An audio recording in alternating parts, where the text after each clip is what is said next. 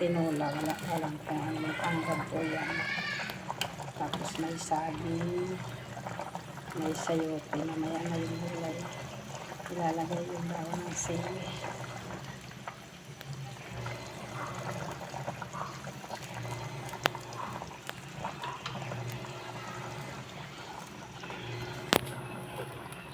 Hindi na nagtatakpan. Kasi baka mamaya pag tinakpan ko, sabog na yung sabaw.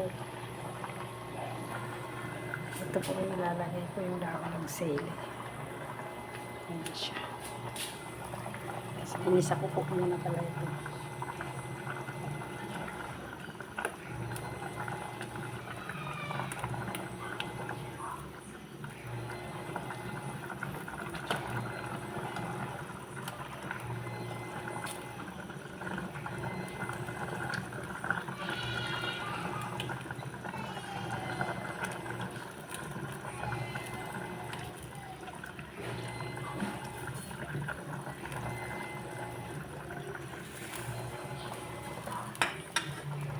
Tuhit nga lang po yan. Hindi ko yan sinagad ang init.